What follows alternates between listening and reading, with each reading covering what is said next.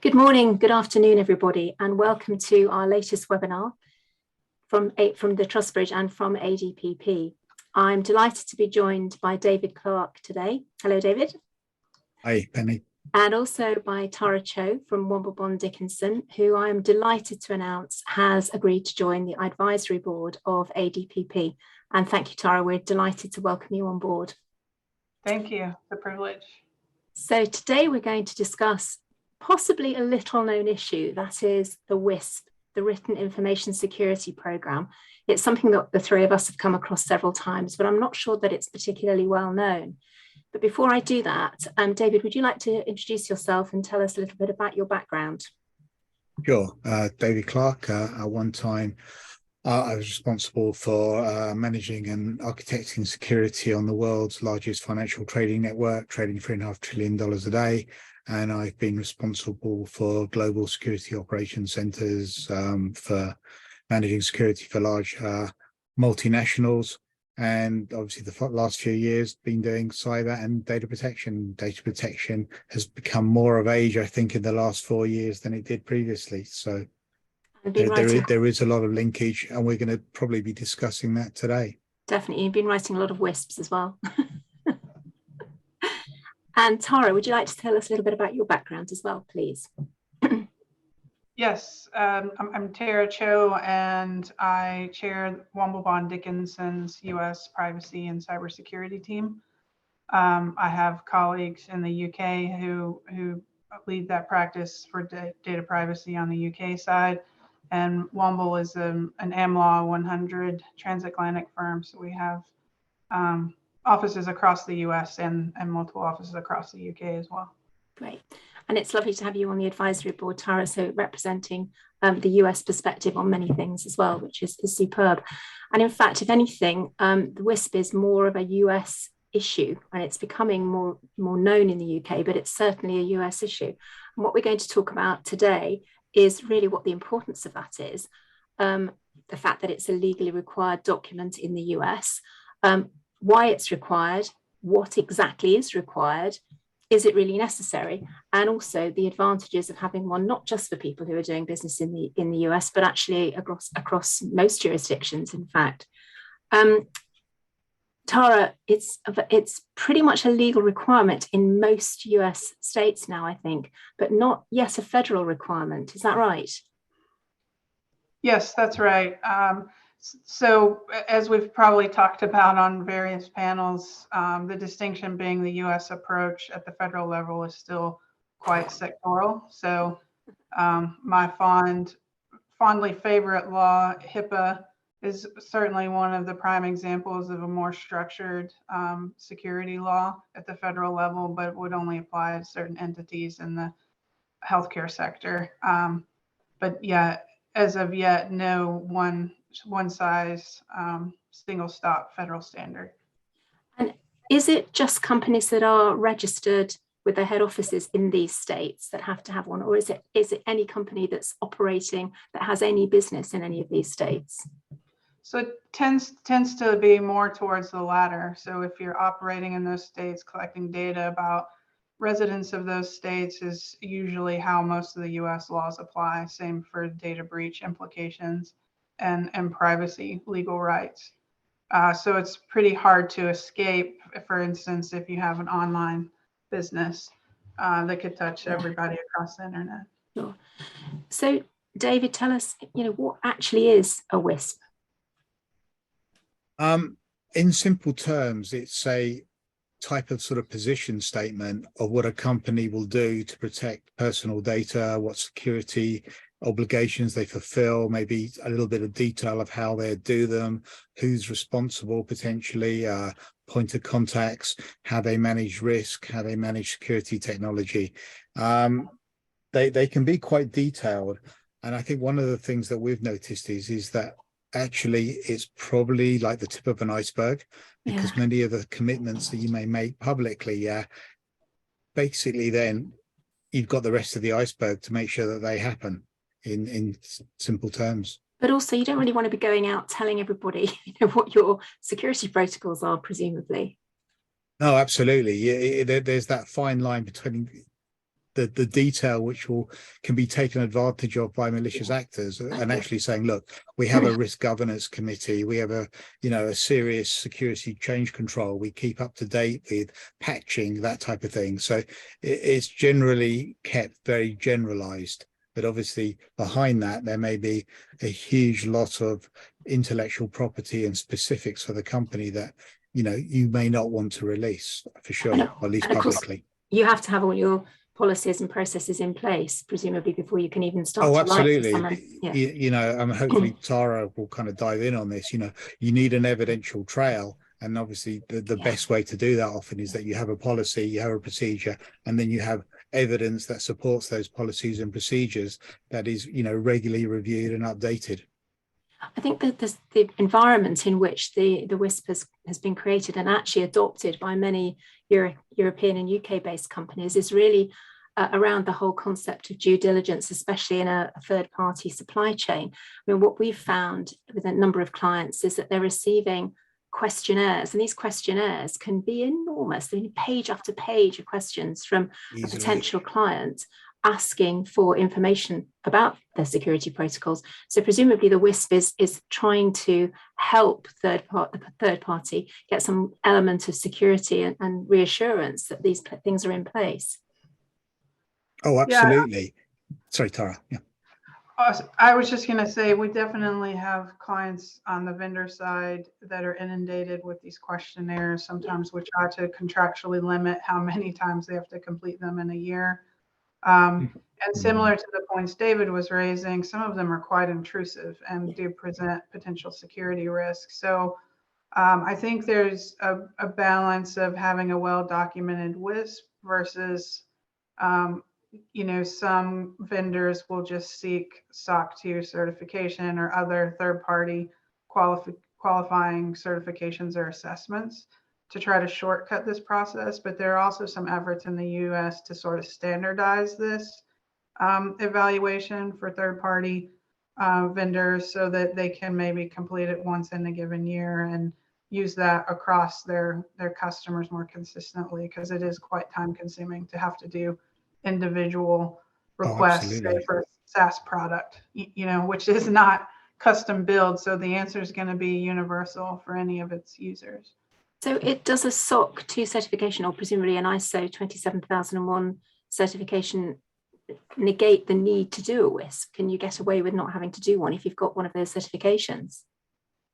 You've probably got all the information in whether you do either of those to actually write a very simplified document for the WISP already. Okay. Definitely with ISO, the SOC 2 one can be quite kind of detailed, but the principles in it could be extracted and put into a WISP. Absolutely. Yeah. Okay, that's good. You mentioned, David, evidence, and we hear this word numerous times under various data protection regulations. But in the WISP, do you have to evidence certain things? Well, if you're challenged on it, how do you say that you're really doing it? Just because you've got a document that says you do something doesn't mean that you are doing it. You could interview people, but people change roles, change staff. How do you make sure that knowledge is actually being used by the company, maintained? And part of the WISP is that everybody should have security training. How do you evidence that? Generally, it's you have a learning system, there's an audit trail, that people have been tested on it, people have signed up for it. A few years ago, it was just enough that you had a training system. Now, we see with the SOC 2 and the ISO audits, they actually want to see, show us some names of people who've joined the company and that they've had the relevant training, basically prove it. And does this have to go into the WISP? It doesn't have to go into that level of detail, but it should kind of say, yes, we do have a, well-managed training system, for example. Sure. Yeah. For cyber and data protection, I mean, yeah. Go ahead, Tara. Further to the evidence considerations, there are a few states where having certain components of a WISP well documented can be a safe harbor to data breach liability. Okay. In Ohio, for example, you could use that to escape some litigation and other impacts in the event of a data breach. And so you have to think about it in that way, that those AGs in those states and those authorities are not going to take some superficial, long narrative of fluff with no real substance to it that shows that you've taken it seriously and actually done some things and have the ability to David's point, to really demonstrate that it was operationalized. And that's sort of, sorry, carry on for a point Tara just made about, the SOC 2. The SOC 2 type 2 is evidence of kind of continuous audit, and they generally can be anything yearly between 3 months and a year. Yeah. And although the 3 months sounds quite short for companies going through it, it feels like it's the whole year as well, because you really do have to kind of capture all that information and show the auditors these things are happening. Quite interesting point that you were making there, Tara, earlier about whether or not having a WISP is actually helping when you're talking to the regulatory authorities, for example. I'm going to bring this subject up when we talk next week about cyber insurance with our panelist Darren, who's from a large cyber insurance company, because I think potentially there could be a link here when we discuss whether or not cyber insurance is going to pay out. Presumably, if you can prove that you've got certain things in place, you're in a better position than if you can't prove that you've got things in place. So that'd be an interesting question that I might ask him next week. Might be part of the onboarding process that they may well be looking for. And throughout the pandemic, when we saw such a surge in cyber attacks, especially as everyone pivoted online into remote working, definitely the cyber insurers have enhanced the level of questioning and evidence that they're requiring. Some require pen testing and other things. It's no longer a sort of superficial questionnaire. And if you indicate that you have certain types of regulated data or more sensitive data, then it's even more onerous, the level of evidence that has to be provided. And to your point, we've seen big breaches with no insurance payout because they didn't adhere to what they said in their questionnaire. So for their policy. Yeah, that kind of makes sense. And the government, especially US government, UK government, are giving absolute specific guidance now. And I think we put the whole lot together in a checklist, and there's probably about, I can't remember, it's 15 to 20 high level components that both governments would expect companies to be doing and at least be aware of. And of course, most of those need managing. And how do you manage them? You need a policy, and a WISP effectively could be seen as a high level policy to say, yes, we are doing these components. And keeping them up to date. And keeping them up to date. I've definitely had scenarios where it seemed more problematic to the regulator scrutiny that either a WISP type document was created but not followed. So then you have like non-compliance with your own standards, your own policy. Other instances where there was a WISP where it's very clearly a check the box exercise. There's bracketed language where you're supposed to fill in the company name, for example, and it's just completely generic. And so that's very clear that nothing is being done with it. And we've had exactly the same sorts of scenarios where we've been asked to write a WISP, and when we've gone back and had a look at what's in place, there's huge gaps in the number of policies and processes in an organization's document set that have had to be filled before we can actually write the WISP. So I totally understand that scenario. It's something presumably that the senior management needs to really be responsible for within an organization. It's a governance issue. So presumably that's who we really need to be making sure is taking responsibility for this. Yeah, absolutely. And generally, the highest level in the company is the ideal person to approve it and at least, provide the direction, not necessarily operate it, but generally say, this is the outcome that we want. Sure. And I know, from our own experience when we work with companies, we kind of make sure that they have got cyber objectives and they've got business cyber objectives, and hopefully, they're taken on board, and then everything flows from there. Mm-hmm. So it's agreed at the highest level. And this really plays into all of the data protection regulations anyway, that they need to be taken seriously at a senior level. Something that we've done in the past is made sure that any cyber workshop we've done, for example, that we have the senior team there so they understand what the consequences are of certain breaches and incidents, but also what they're then responsible to do with regards to reporting. So this will fall into that list of governance items, I would think. Yeah. Yeah, and we've also seen in the US some pockets of agency guidance, which might not always be construed as legally binding because it's just an agency guidance. But for example, for certain benefits plans, the implication under recent departmental guidance suggests a fiduciary duty to secure certain beneficiary data. And so we've seen then a ripple effect into contracts that says you have to have all of this in a written information security program. It has to have XYZ components. Some of them are more prescriptive on the actual security implementation, like this level of encryption, which we would obviously try to stay away from to some extent because those technologies evolve so rapidly. You don't want to be, contractually updating everything. Yeah. You're talking about contracts between client and supplier, for example, or even the employee and the employer. Are you talking about those sorts of contracts? Yes. So again, I always look to HIPAA as sort of an example, but they give a general framework in the HIPAA security requirements. And it has a flexibility component to it, which given when the law was written has survived the technology evolution because of that flexibility. But I think that's also why it would be hard to have a single standard at a federal level of this is the security that must apply to XYZ data, because it evolves and the threats evolve so rapidly. But these concepts that we're talking about for the WISP are the sort of the universal needs, and then the actual security implementation can ebb and flow with those changes. Yeah, that totally makes sense.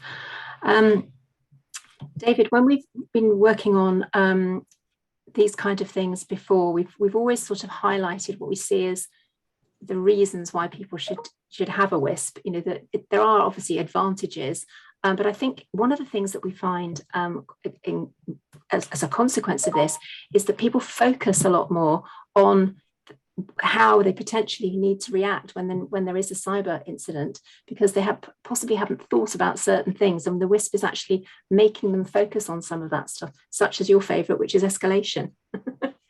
Yeah, absolutely. I think most companies somewhere in their archives, or even not in their archives, will have an incident management plan. Probably the reality is I don't think many companies probably even look at it if there is an incident.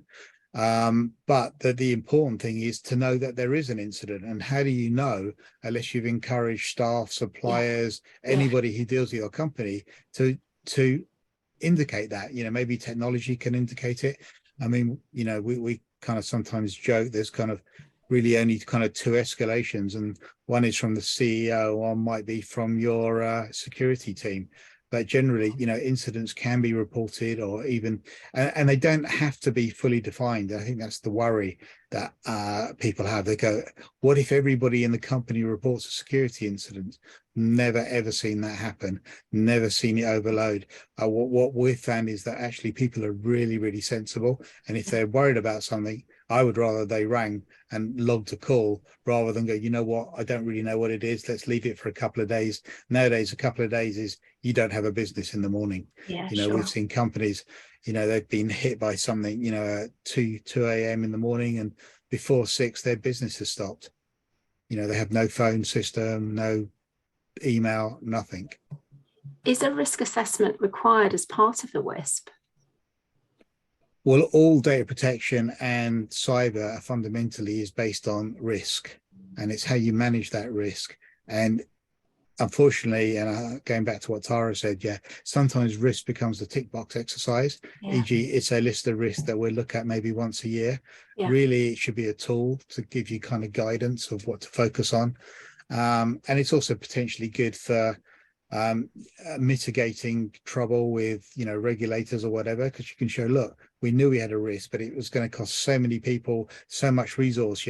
We had to kind of spread it out throughout the year. We couldn't do it all in one go, and it's a good basis for saying, yes, we get it, but sometimes we couldn't necessarily fulfill it all in the timescales.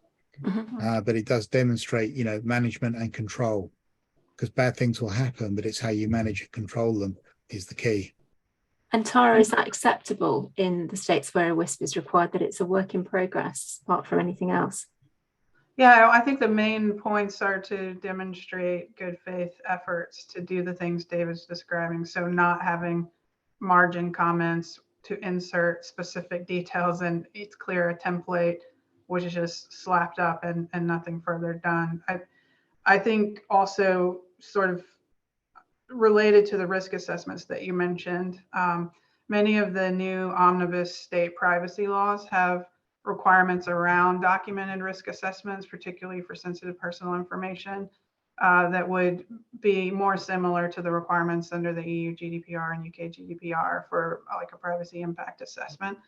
And so having a WISP of how you're going to sort of maintain that oversight and manage those specific legal components that are required will, obviously make it easier and more effective to operationalize those prescribed components under state laws, which will then, I think, help with the insurance exposure, breach liability, because all of there are data breach laws across all 50 states and the territories now in the US, and they all have a generic, you must maintain reasonable and appropriate security. And so starting with a WISP like this will definitely help you further protect yourself by actually implementing those controls in a less superficial way. I think of it a little bit like, some organizations like to draft their privacy policy first because they know that's a privacy law requirement.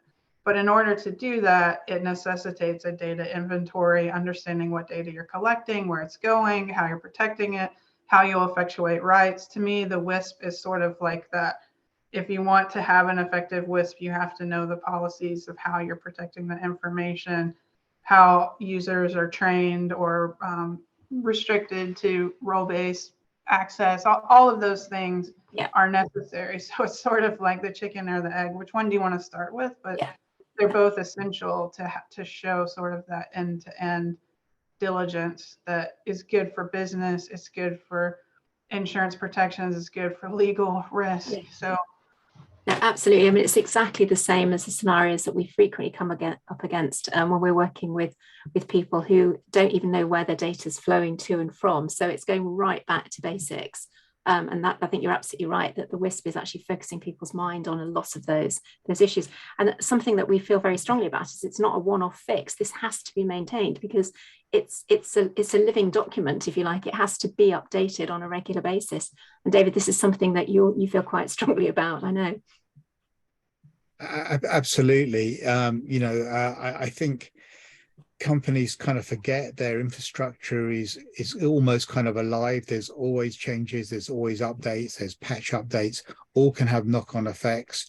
Even the kind of simple thing of removing users when they no longer work for the company. Yeah, it sounds pretty simple, but when we've seen relatively small companies with over 400 access cloud systems. So if you've got 100 people and 400 cloud systems to manage, 400 times 100 is a lot of iterations to actually check whether somebody's left or whatever.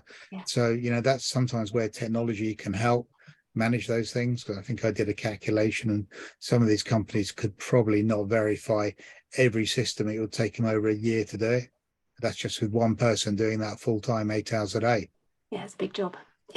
It's a massive job.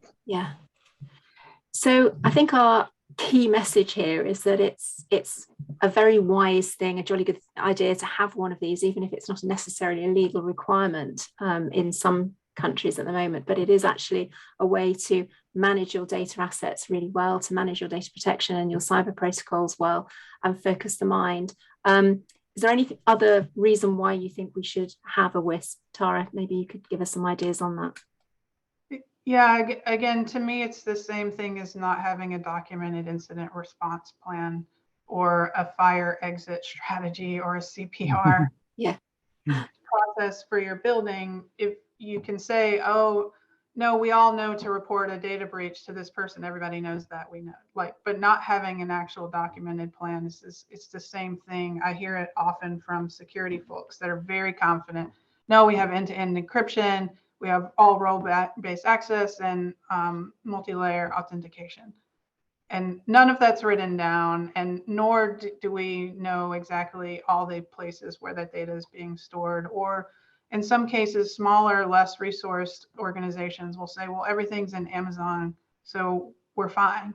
And so that's also not an affirmative defense in the event of a data breach. So I think it's just really critical for the reasons we've talked about, that if you're forced to write it down, it's not some fluffy narrative. It is really meant to serve a purpose, which makes you think about those cross-functional activities and really have people take ownership, which will again impact your cyber liability coverage, your legal risk, and your business reputational impact.